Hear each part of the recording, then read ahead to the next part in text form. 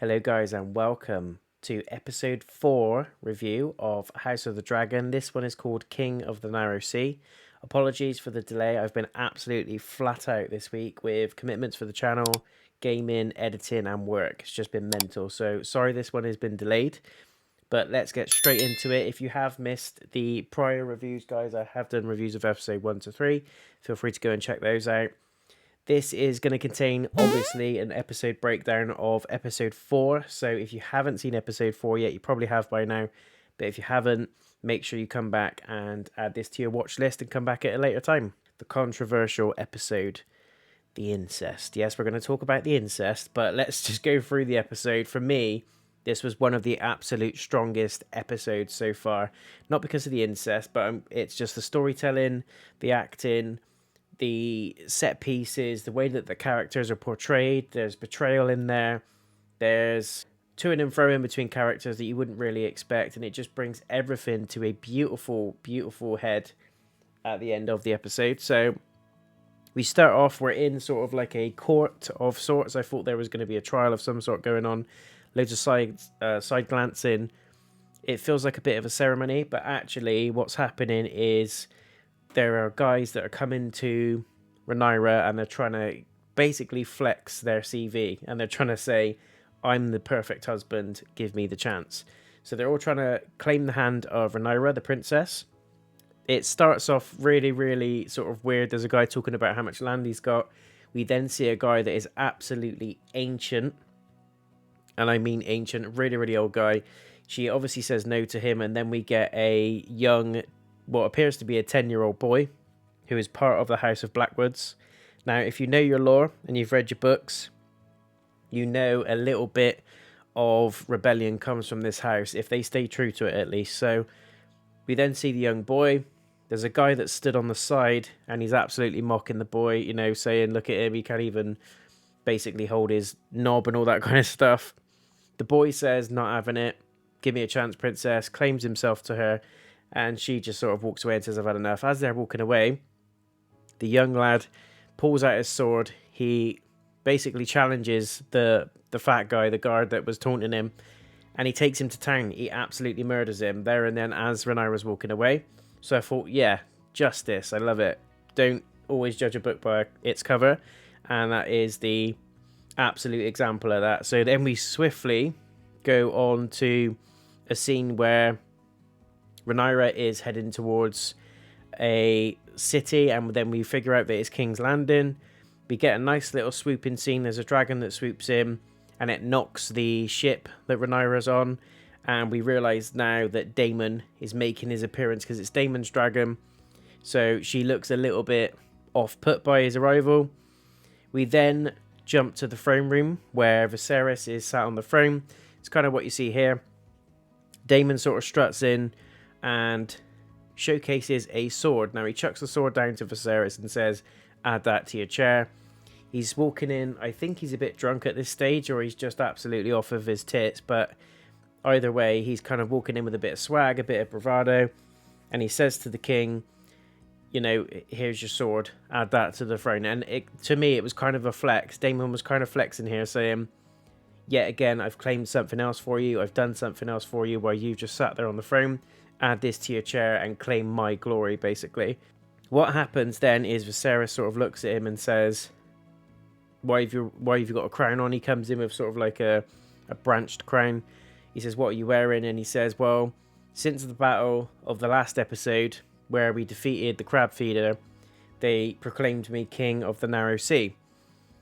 And Viserys sort of gives him a side glance as if to say, but I'm the king. And they start having a bit of a to-do, and Viserys reminds him that he's the true king. And then he says, so are you saying you're the true king? Are you self-proclaiming? Which is basically treason to the crown, which would mean Daemon's execution without a doubt. But Daemon sort of gives him a glance, a little bit of a smirk. He then kneels and says, but no, yes, I might be proclaimed the king of the narrow sea, but you're the one true king. And he sort of confirms his loyalty to his brother Viserys. Viserys and Daemon have a very rare moment where they're on the same page. They embrace. Damon then gives Rhaenyra a bit of a glance when she stands by Alicent when they're talking about the tapestry and things like that.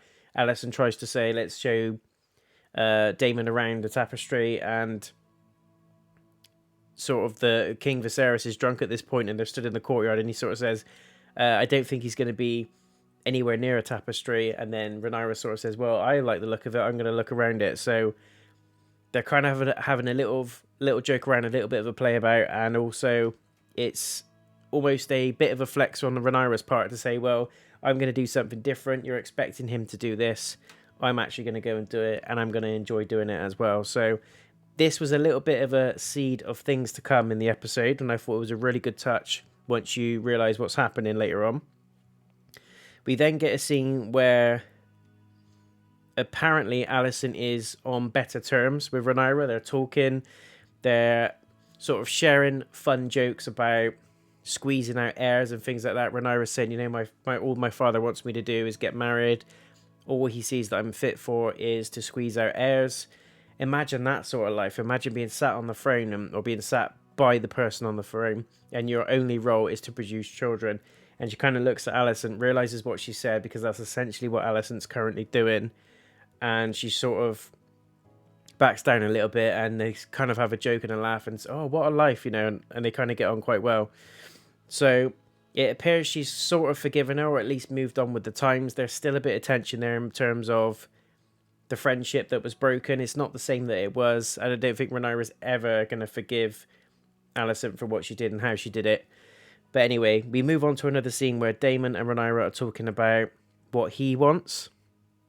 And he says a lot about being comfortable. He says a lot about doing the right thing by the Targaryen name. And he talks a lot about tradition. And at this point, I'm thinking, is he talking about the fire and blood, the passion, the weight to overthrow the king? Is that what he's actually after? But no. What he actually is after, he's hinting at a bit of sexy time, which is absolutely vile, off the charts, because Rhaenyra is Daemon's niece. So it's his brother's daughter. It's absolutely messed up. But this is how the Targaryens roll, guys. If you've been paying attention to Game of Thrones, you've been paying attention to the books, you absolutely know there is no boundaries with the Targaryens. They marry cousins, they sleep with each other. It's weird. But the belief is that it keeps the bloodline pure. It keeps the bloodline clean by sticking to what you know and who you know, basically. Which is absolutely mental in this day and age. But anyway, they firmly believe it works. So there's a bit of a discussion between Daemon and Rhaenyra. They talk about the home comforts, and we kind of know where this is going. I thought at this point this is where the rebellion's going to begin, or at least where they're hinting it is going to begin, because if Rhaenyra and Daemon marry, or they have sex, or whatever it is, and the king finds out, this is likely where the civil war begins. But there's loads of different twists and turns in this episode, which I absolutely love, so stay tuned to what I'm about to say. But this is not what happens. This is not how, at least it's hinted by the end of the episode, in terms of how the rebellion's going to begin. We then get a brief scene about houses in Dorne. We get a discussion about the rise of the Martells, and also that there's going to be an old Valyrian house that are going to be marrying soon. And in order to secure the bond on the throne, and to stop any houses rising up and basically forming a power against the king says we need to get a marriage set here. And they're obviously talking about Rhaenyra. In the next scene, she's sort of going through what appears to be dirty washing in a bag in her chambers, and she finds a scroll. Now, on this scroll, it's got a message that says, I assume, we don't actually see what it says, but it says something along the lines, I would imagine, of, meet me here. And what happens is she leaves the chamber, she goes outside. This is all happening at night now. She's kind of got a maiden's robe on, her hood's up, so you can barely see her face. She's not dressed like a princess. So she's kind of doing a Aladdin and Jasmine moment with Daemon. So they sneak off into the city, they leave the castle, they leave the keep, and they go on a little bit of a wander. Now, if you've been paying attention to the glances that Daemon's been giving Rhaenyra the whole damn episode, and the way that Rhaenyra's kind of warming to Daemon as well, not in a good way, in a sexual way, you can see where this next bit's going. So she meets up with Daemon, she goes for a secret passage, he obviously tells her where the secret door is, how to get out of it, and she finds her way to Daemon, and they stroll into the city unnoticed. Daemon's obviously in what looks like monk robes or like a merchant type of robe. So nobody notices him either. They go on a little wander and they experience life outside of the palace, if you like, outside of the throne, outside of the kingdom. And Rhaenyra, for the first time ever, is sort of let off the lead. She goes out and experiences the normal life. So she sees fire dancers, she goes into a tavern, they drink ale together. She walks past someone getting slammed in a lane. When I say slammed, I mean penetrated. For anyone that doesn't know what I'm talking about, it's a slang. But yeah, someone is getting slanged in the lane. Rhaenyra sees it. She gives it a little bit of a weird glance. She stares a little bit too long, and kind of you can see that she's willingly asking for something like that. Her thought is almost, oh, that's attractive. I wonder what that feels like, because obviously she's a virgin at this point, which is the whole reason why they're trying to marry her off. They're trying to get her to wed someone, trying to produce an heir, all that kind of stuff, to produce a child, and fulfill Viserys' plan, because he's basically saying to Rhaenyra still, if you want to be queen, you want to secure your place as queen in the future, you have to produce an heir. Because as we know, Alicent is with Viserys, and as it stands right now, Alicent's son, Aegon, is currently in line for the throne, technically. Although Viserys says, nope, you're my daughter, you're going to get it, don't worry about it. I think he's worried about what happens to Rhaenyra and her claim when he's not around. He's not going to be around forever, and he knows that. So he thinks by Rhaenyra being married and having a son, or at least having a child under her, grandfather's name and all that kind of stuff, she will have a better, secure claim to the throne when he's not there. Which, as we know, this is Game of Thrones world. It doesn't work like that. Even if she had a claim, it's not how shit's going down. So, anyway, we get a back and forth between them. We then see we cut back to Viserys where he's in the bath. We then get a maid go to Viserys and basically say, he's after you, he wants to talk to you. Alicent kind of rolls her eyes and knows what he's after, a little bit of pumpy time. He's given her a good show, or at least trying his best. He looks like a rotted corpse at this point, because if you remember from the prior episodes, he caught his finger on the throne, cut his hand. And if you've paid attention to the lore of Game of Thrones and paid attention to the books and things that happen in between the books, some people have cut their hands on the throne in the past, and it actually suspends belief that if you do, you are cursed, because a lot of people have already done it, and the ones that have died. So a lot of people believe that if you cut your hand on that throne, it's a bad omen, you're going to be snuffed out. And as we know, Viserys is slowly going down that route. We slowly see him deteriorating, both in mind, in thought, but in his body as well. And at this point where he's sort of trying to give his wife a good time, his whole back is riddled with bruises. He's deteriorating. His skin looks really thin. He looks pasty. So it's kind of given us the impression that he is pretty much slowly dying. And Alicent kind of knows it as well. So we get a scene with Viserys in the bath. Alicent's trying to help him, and they obviously have a sex scene. And he's absolutely trying his best to perform, but she's just not feeling it. So, anyway, whilst laying there, she absolutely says nothing. And it kind of plays back to the earlier scene when Rhaenyra was talking to Alicent about joking, really, and saying, can you imagine being a woman just here in this world alongside a king, and your only job is to produce heirs? And you can see that that's the thought she's thinking of. She's led there thinking, do you know what? I've become the joke. I've become something I never thought I would be. This is not what I thought sort of being a queen would be. I thought I would be held in higher esteem. It wouldn't be as formal. It wouldn't be, do you know what I mean? All that sort of stuff. And you could tell that just by her expression. It's a really, really great scene where she's acting it out. She doesn't actually say anything, but you could just see the distraughtness in her face. You can see that she's not happy. You can see that she wants to be in a different world, performing the same thing, performing the same act probably, but in a different realm, in a different way. So we then jump back to Rhaenyra and Daemon, who are strolling through the streets, if you remember at this point, and they witness a play which is essentially mocking the Targaryens. It's mocking the princess Rhaenyra. It's mocking Daemon a little bit, but all the more so Rhaenyra. There's a little scene where the people that are acting out on the stage are trying to make her look sort of invalid. They're trying to make her look a little bit silly. and just trying to absolutely disclaim her, her claim to the throne. Basically, they're trying to discourage it. And Daemon sees this. He sees on her face that she's not happy. He understands, and in a weird sort of way, he's getting a kick out of it. It kind of turns him on a little bit. He kind of sees the anger, he sees the passion in Rhaenyra's face, and in a weird way, he kind of gets arousal from it, which is really odd. But we all get our kicks somewhere, right? We then jump between Viserys and Alicent having their little thing. We jump to Daemon and Rhaenyra. We then see that Daemon is actually leading Rhaenyra into a brothel of sorts.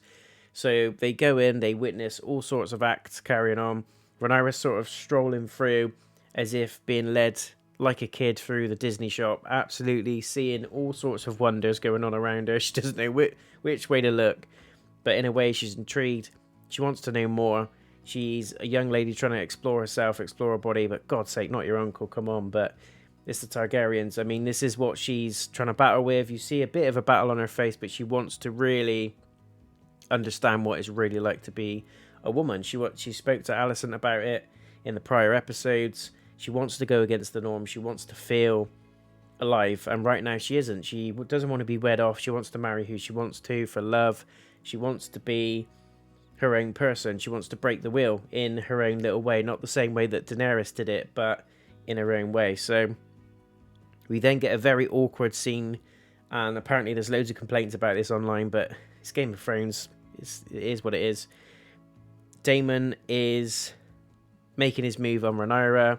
They get to the point where clothes are off. He's literally ready to go in there. He kisses her and everything. They're all over each other. He slams her against the wall. He tries to pull out his sword, so to speak, in his sheath, and she's not having it. We get that same issue that he's had before, where he's a little bit whiskey dick. He can't get it up, and he's just got a problem with it, and he just can't, perform, basically. He then storms off angrily, leaves Rhaenyra all pent up and ready to go, storms out, absolutely ashamed of himself, and she sort of says, what's going on? He walks away, and that's it. We then cut to Rhaenyra going back to her chambers. Kristen notices her. He goes in and checks that she's alright. She's like, yeah. She takes his hat, and she does a little bit of a classic thing that everybody that fancied you at school did. Steal a piece of your clothing and dangle it in front of you and try and tease you to come and get it back. She's doing that. She takes his helmet off. He says, what are you doing? And she's like, come and get your helmet. And he tries to grab it back. And every time he tries to grab it, she pulls it closer to him and tries to draw him into the room. She's got an absolute passion for him, but the whole little pent-up scene with Daemon has got her riled up. She's ready to go, and Kristen is wondering what the hell's going on. So she kisses him. She pulls him straight in for a kiss. He loves it, but he knows his duty as a guard is to absolutely go nowhere near the princess in that way. He knows that it will cost him his head. And you can see there's a scene between what he wants to do as a guard. He knows what his duty is. He knows he's going against that.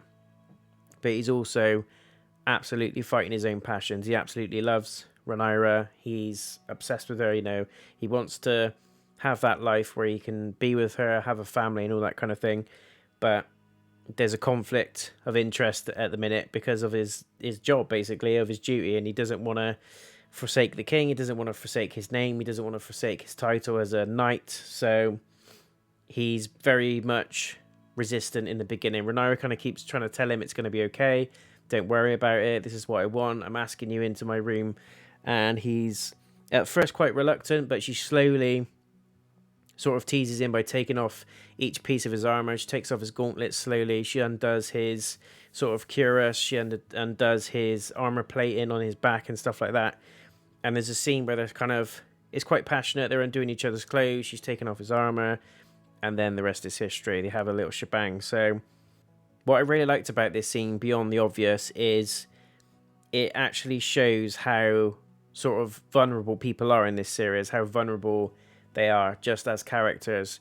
Not just in the sense of they're knights, they have a duty. But Kristen, for example, it just peels back all the royalty, it peels back all the process, it peels back all the visage, basically, and it just shows him as a man. He has needs, he has urges, he loves Rhaenyra, he wants to pursue his feelings with her, he wants to have a relationship, he wants to, I would assume, settle down and all that kind of thing with her, but his duty calls him away from it. And it was a really cool scene because Rhaenyra was offering him that peace. She was offering him that ability to cross that gap through what she was saying and her expressions and how she was undressing him. It's very delicate, very, you're going to be safe, you're going to be all right, trust me, all through her actions of undoing his armor. I thought it was absolutely perfect storytelling. It was perfect in terms of trying to showcase these are real people. They've got real emotions and real feelings, and they're absolutely trying to fight it by sticking to duty. And she's, again, hitting home that she's not sticking to duty. We don't have to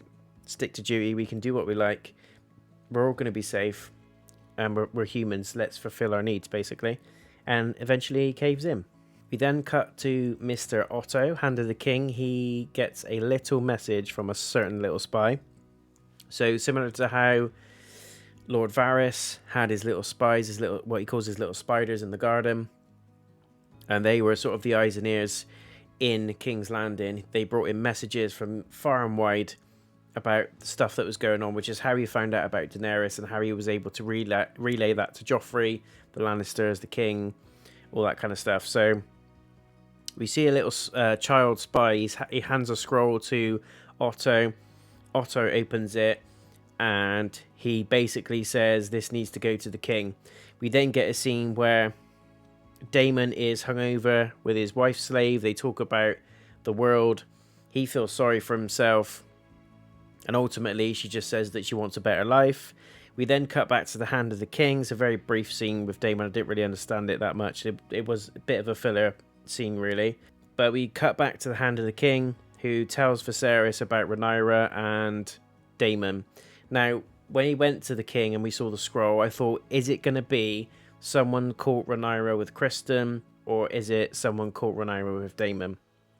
Obviously, it hits home a little bit more and has a little bit more dramatic impact if it's Daemon, and that is the message. That's what the king is told. So, at first, understandably, he is absolutely distraught at this. He doesn't understand. What do you mean? You must have got it wrong. And the Hand of the King is like, no, this has come from a legitimate source. Daemon is trying to move on your daughter. He's trying to move on the crown. This is the way he's going to do it, and you have to listen to me, basically. Almost like a Ned Stark, Robert Baratheon, back and forth. They're friends. They trust each other. But when it comes down to family, when it comes down to wives and things like that, and their own interests and their own beliefs, they often clash. And it's kind of this back and forth with Otto and Viserys as well. He's been in his service for a long, long time. He does trust him, but this is starting to not ring true. Something is out of place here. He outright refuses to believe it, that his own brother is moving on his daughter. Understandably, why would anyone believe that? We then get a scene where Kristen delivers a message to Rhaenyra from the Queen. Alicent also confronts Rhaenyra about the message and says, look, this has come to Viserys. I've overheard it. Did you smash your uncle? What's wrong with you? And Rhaenyra just outright denies it. She says, no, that is not what happened. We went to a brothel and then he left me. He got me riled up. He showed me about sex and he taught me about this, that, and the other. But nothing actually happened. I wouldn't do that. And they have a bit of a back and forth. Alicent says, why would the spy lie about it? Why would they lie about what was seen? And Rhaenyra says, well, no one wants me to be queen there. But she basically blames her claim to the throne as the reason why this is made up. They're trying to diminish her and diminish her claim in any way that they can, which is a very clever way of doing it. And obviously Rhaenyra lies. She twists the truth a little bit. While she didn't have anything official to do with Daemon, she actually did go the distance. She went into the brothel with her uncle. They got off with each other. It got very, very close to full-on penetrative sex, and he just couldn't get his sausage up, so he had to leave. But if he could have got his sausage up, it would have happened. So she kind of lies a little bit, but slightly bends the truth in another way. So this is the first time we actually see Rhaenyra act out almost in the whole episode. She goes against everything, although she's not, in previous episodes she spoke a lot about it. In this episode, she goes out and she starts producing small acts of rebellion, basically, and small acts of selfishness in a very personal way. So Alicent believes her. She says, okay, I understand. I'll get you. I'll go and tell Viserys that this is the case. Rhaenyra looks quite relieved. We then get a scene where Daemon is arrested by the king's guard. He's still absolutely pissed and hungover. He gets dragged into the throne room and dropped in front of the king. Viserys basically places his boot on Daemon's neck after they have a bit of a to-do, because Daemon casually says that he wants Rhaenyra as a result of what he was promised. He doesn't deny what happened. I can't recall if he admits that they did anything in terms of beyond what they actually did, but he doesn't deny it, put it this way. He doesn't say, this didn't happen, what are you talking about? He just kind of says, well, we're Targaryens. I'm living up to the lineage. I'm living up to the history. Would you rather that your daughter was actually with me than an absolute stranger? And it's just a very odd, a very odd thing to come out and try and justify a situation or an act in terms of incest. It's like, yeah, would you rather that, you know, your daughter, my niece, but slept with me, your brother, her uncle, versus some stranger? And like, normal people say, well, no, I think she'd rather go with a stranger. But he's trying to offer reassurance to Viserys at this point that she's in good hands. He's not going to hurt her. She's not going to have a dirty lineage and all that kind of stuff. I don't know what's going to happen. She's going to have DNA splicing, an extra hand, an extra foot, an eye that goes around the corner without a postcode. Who knows? Who knows? But surely nothing good can come from this interaction. Anyway, this is a fantastic scene. It's actually the most favourite scene I had in this episode. I really, really enjoyed it. The back and forth acting between Viserys and Daemon. And there's old wounds that have opened up in this episode. There's old sort of wounds that have... old events that haven't been buried. And they talk to each other about essentially what Daemon's done, what he's going to do. Viserys doesn't want it. Also, Daemon refers to himself as Aegon the Conqueror and says, well, you know, Aegon had 2 wives, because Viserys says, aren't you already married? Like, you can't go for Rhaenyra anyway. I'm not agreeing to it, but even if you weren't married, you can't because you're already married. And Daemon says, well, you know, Aegon the Conqueror had 2 wives, so why can't I? And then that insults Viserys. He takes sort of pride in Aegon's story and how he brought the Targaryens over to King's Landing, to Westeros. And Viserys doesn't like that line, so he says, you're no conqueror, you're not Aegon by any means. And that's when they have a little bit of a to-do. He tells him to go back to the Vale, so yet again Daemon's been banished. He says, go away, I don't want to see you again, stay in the Vale and don't come back, or I'll kick your ass and I'll kill you, basically. So yet again Daemon's been banished, and we know what happens when Daemon gets banished. He goes, tucks his tail between his legs, but often comes back bigger, better and more pissed off. So watch this space. We then get a very cool scene with Alicent standing by basically what Rhaenyra said. She speaks to Viserys and says, I believe Rhaenyra, I believe she's still pure, I believe she hasn't lost her virginity.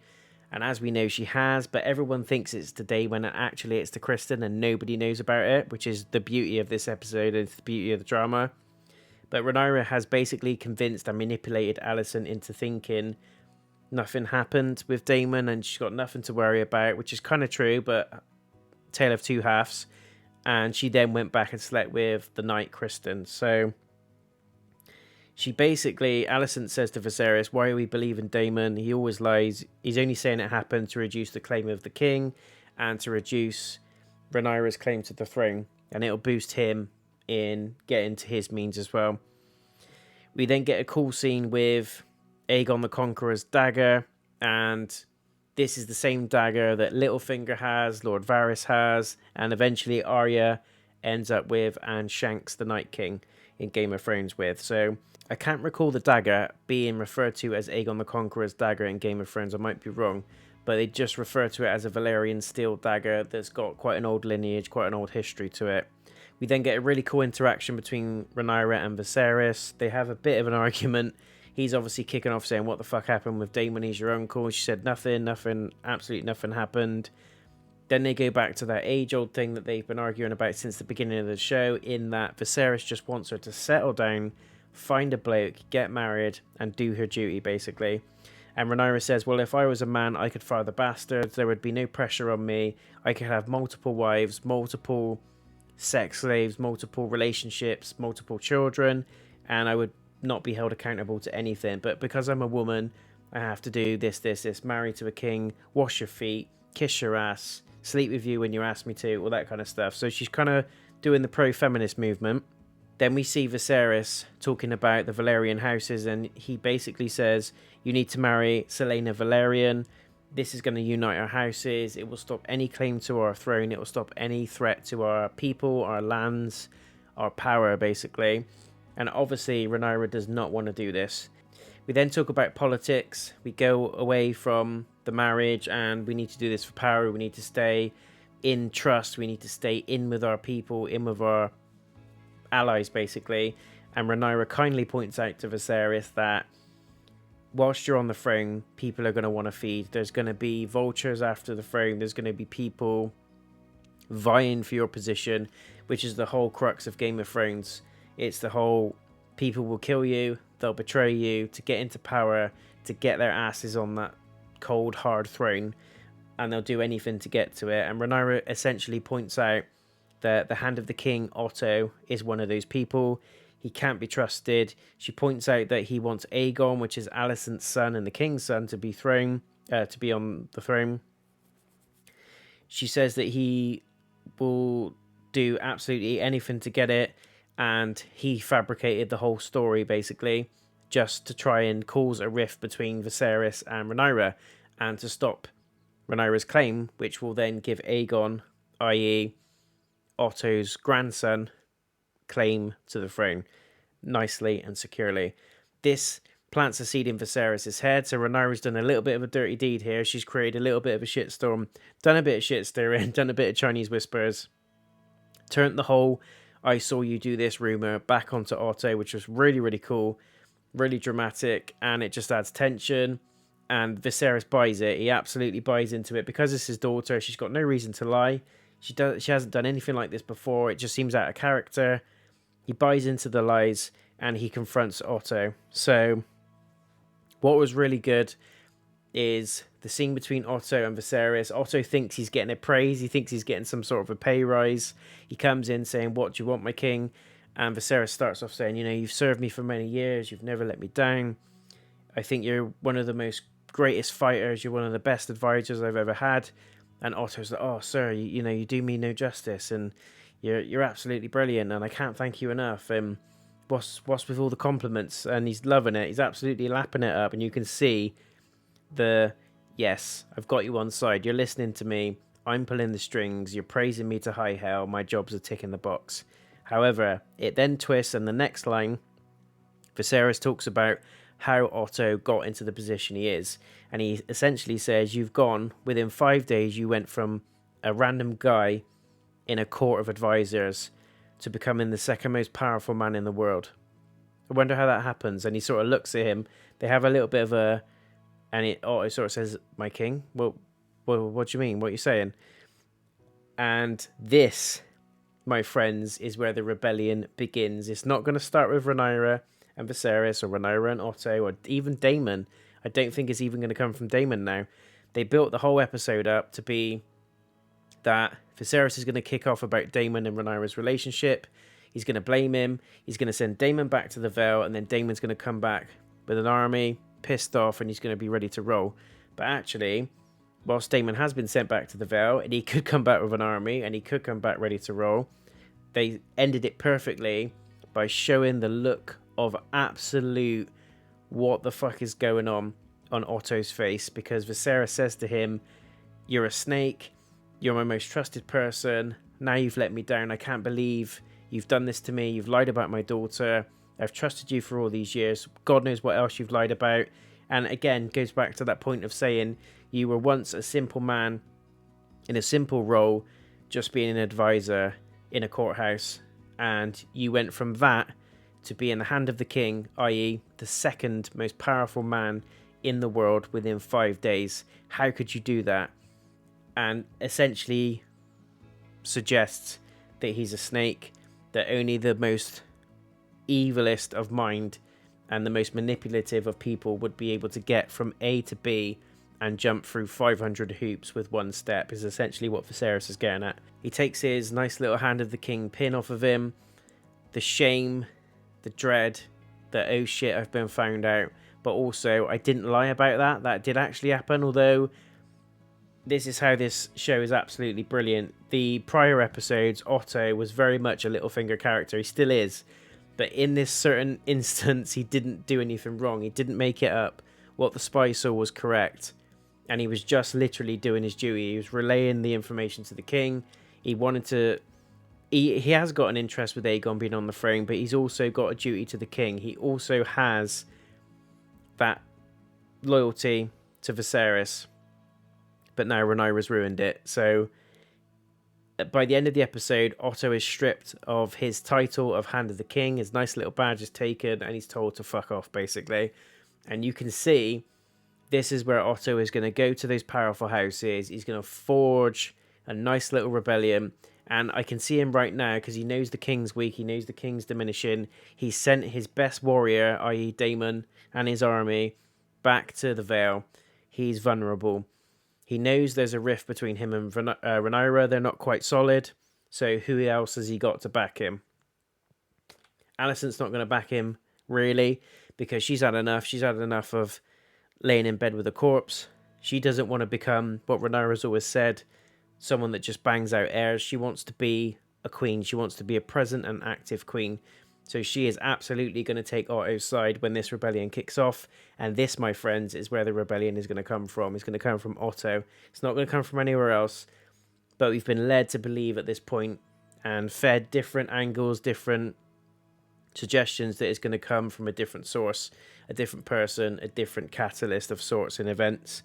But it's coming from Otto, and I cannot wait to see it. You should have seen, or you probably have seen it now, the absolute look of disgust on his face. He felt absolutely ground zero betrayed. He felt so low, and you could just see in his expression, he was gasping for words. He just kept saying, "My king, what do you mean? What do you mean?" And then he literally just takes his pin off him, essentially tells him to fuck off, and says that he regretted the day he met him and he should never have given him the opportunity. He's a snake in the grass. And Otto just looks absolutely destroyed. But we know he's going to come back with a full hand of shit shine for the king. He's going to come back swinging. And I don't know if it's going to be a full-blown war, but I think there's going to be tactics. Potentially Viserys is going to be poisoned, or he might just wait for him to die off and then tell Alicent she needs to push for Aegon's claim to the throne. And then there's going to be a little bit of a civil war. Rhaenyra and Daemon, or Rhaenyra corner A, Daemon corner B, and then in the corner C you've got Aegon, Alicent, and the Blackwoods on that side. So there, just when you think the episode's done, what a way to end it. We then get one final scene with the Maester going into Rhaenyra, talking to her about different trinkets and potions, and we kind of think, what are they talking about this for? I thought they were going to suggest a poison. I thought Rhaenyra had ordered something to be made, potentially for the Hand of the King, or even Viserys, or Daemon, where she can just give them the little drink, kill him off, and then kill the evidence, basically. But no, the Maester gives her a tea, which he says, in his own words, rids her of consequences, i.e. it's the morning after pill in herbal tea form. So, again, Viserys obviously gave the command to the Maester to make something to make sure that she's not impregnated, whilst he's absolutely standing by his daughter. He has still got that seed of doubt. He knows she's young. He knows she's inquisitive. He knows she's a little bit rebellious. So there's a little bit of doubt in there. Otherwise, why would you ask the Maester to make something like that? So he hands it to Rhaenyra and says, drink this. It'll all be good no matter what's going on. I.e., if you're pregnant, and you likely are, drink it and it'll go away. Essentially forcing her to have a termination. And in the king's eyes and the Maester's eyes and everybody's eyes, they think it's Daemon's seed. But we know it's not Daemon's seed, it's Kristen's seed. And we know she's not going to drink it. We know she's going to be pregnant. And we know there's going to be an issue with that because they're all going to think it's Daemon's baby. Daemon knows it's not going to be his baby because nothing happened. And there's going to be a whole other branching storyline, a whole other series of events that's going to come off of that. And that's how the episode ends. I thought it was absolutely fantastic, this episode. I would give it a solid 9 out of 10. It's one of the best, if not the best episode so far of the series. Intense storytelling. Every character was absolutely on point with their acting. Really believable. I love the set pieces. Very little action, but when you can do a whole episode which is pushing an hour of politics, backstabbing, lying, deceit, and even from characters like Rhaenyra, which I was really growing to enjoy. I was really growing to enjoy her story arc and her truth, and how she was going to break the wheel and do something different and be honourable, and I want to stand up for my right as a woman. She lied for her fucking teeth. She lied to multiple people at multiple times for different things. She made Otto lose his position as Hand of the King. Yes, whilst Otto has been pulling strings and telling Alicent to do this, that, and the other, presumably because he wants his grandson to be sat on the throne eventually. That will give him a seat of power. That will give his house the legendary status that he wants. But also, in this instance, with the spying and stuff, that what his spy caught Rhaenyra doing wasn't wrong. They just made an assumption about what happened after. But he's doing it for his own means. And she called him out on it. She twisted it. She lied and said, how can you believe this dick? You know, can you not see that he's being close to you? The reason why he's close to you all these years and why he tells you the truth is because he wants his claim on the throne. And Viserys was like, yeah, get rid of him. So this, for me, was the ultimate episode of storytelling. The script was perfect. The lines were perfect. It was acted beautifully. We saw tension. We saw incest. We saw that original Game of Thrones vibe where there's just sex going on everywhere, but it's raw, it's gritty. We saw this tension between houses. We hear about the houses rising in the other places. In Dorne, we can still sense a threat looming. Daemon's acting was excellent. The back and forth between Viserys and Daemon was absolutely perfect. Great acting. You can feel the tension. You can feel the history between them, but also they respect each other. They're family at the end of the day, so they sort of hug it out, they get along, but there's still that rift, so they just fight and make up all the damn time. But it's going to cause something to explode, and obviously Rhaenyra's got her own interests now. She's blossoming into a woman. She's doing what she wants to do. She's had enough of the monarchy. She's had enough of sitting down and being told she has to do this, she has to do that, and she's gone, fuck you, I'll do what I want, I'll marry who I want, I'll sleep with who I want. And if I have to lie, cheat, steal my way through whatever, then I'll absolutely do it. She's becoming a true Targaryen, and people are sort of coming into the fold now, getting closer and closer to the throne with their own interests. And the last 3 episodes, unknowingly really, have built up to this point, and I cannot wait to see where it goes. But if you enjoyed the episode, guys, let me know in the comments. What did you like about it? Did you agree with my 9 out of 10 rating? If not, did you think would have improved it?